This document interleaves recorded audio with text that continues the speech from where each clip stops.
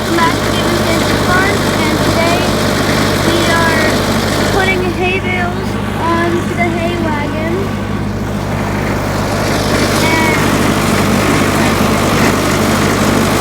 And my sister is doing this.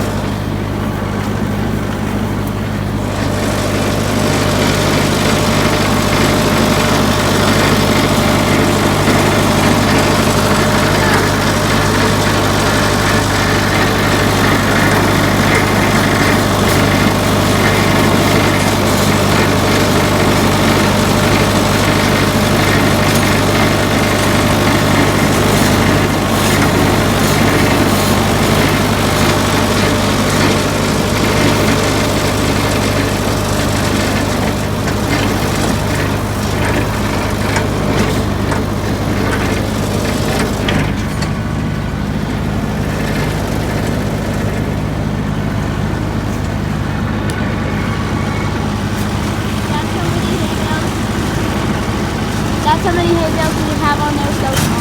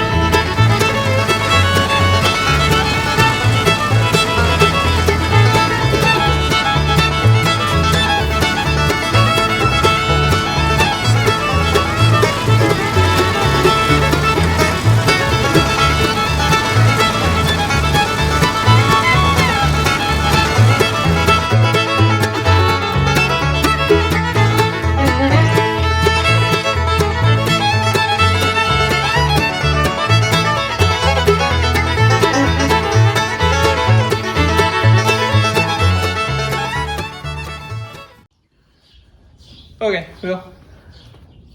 We're out here at the barn. Hay is up in the loft now. We baled the other day. Got it inside the barn before this round of storms come in. So, hi Tulip. She's wanting to make an appearance, I guess. So we were able to get that property baled and everything brought home that night.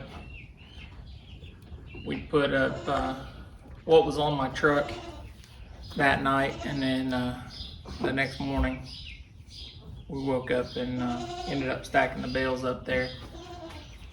So we got basically everything that's in this bay right here come off of that property. So I think, what was it, about 105 bales this Something go like around? that, I think you said. So we got more off of it than what we did on ours. Yeah, but we cut ours a lot earlier and it was kind of thin, so. But it's already back to where we've got clover out there on ours again, so we could cut pretty soon if we wanted to get the second cutting off ours already. And it's not even July. Yeah, which is unusual for us because usually we're right now when the rain is coming in and flooding everything is about the time that ours is ready. For the first cutting. For the first cutting, and we normally can't get into it. So we got on it early this year. So hopefully, we didn't get as much off the first cutting by doing it that way, but we should be able to get multiple cuts off of it by doing it that way. So that's the plan, at least. And I don't think it's as stemmy as what it normally is. Yeah. Which wouldn't be bad for the feeding the goats, but the cows are a little picky. Yeah. between grazing the cows out there and us cutting it early, we kept it from being too stemmy. We got rid of a lot of the weeds that way too. So, but basically we brought everything in here on the hay wagon. I stayed on the hay wagon, tossed it up there. Brittany climbed up in the loft, stacked it, and then when she had to climb the pile to stack it even higher, so about 3 bales high is what she can stack without having to climb in there. After that, she climbs up the stack. I throw it from the wagon up to the loft and then climb the ladder in the loft and then toss it on up into the pile for her to stack. So may not necessarily be the most efficient way of doing it, but that's what we have. The kids aren't big enough yet to throw these bales, so Brittany and I have to do it. I'm just fortunate enough to have Brittany to help me, because prior to that, back when my dad and I were baling quite a bit of acreage around here, we were doing, a lot of them was in like 4 and 5 acres at a time, but totaling over 40 acres within just a few miles of us here, all drivable with the tractor and wagons.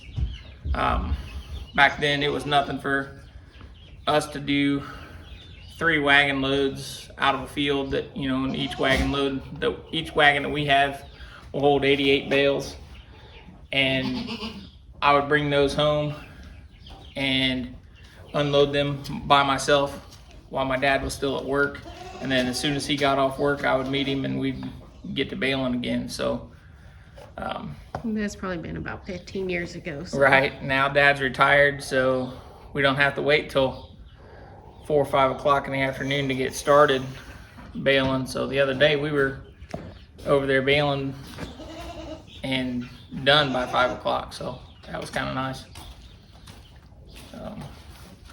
But it's nice to have the ability to keep all of it inside and keep it dry.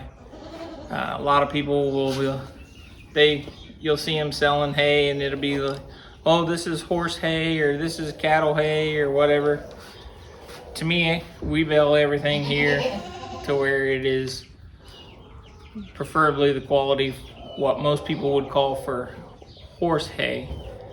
I don't go and feed moldy hay out to the cows or to the goats. If there is some on it, I try to get rid of it before I take it out to them. When we buy round bales for the cattle, I prefer round bales that are net wrapped and that have been inside the whole time. Kind of picky about it, but the quality of the forage helps us maintain the quality of the meat for the beef cattle. Also, you know, from time to time, if we switch who we're buying hay off of, then I'll take that hay and get it analyzed. That way I know what kind of protein levels we got there. And then there's you can go to VitaFerm's website and you can punch all those numbers in and it'll tell you what your needs for minerals and things like that are to try to offset what they're not getting from the hay. But for the most part, now we just keep VitaFerm's 5S out there, and then this time of year when it's above 70, we used to use VitaFerm's heat alongside of it, but now they started combining that into one bag, so you can actually get the heat in the same bag now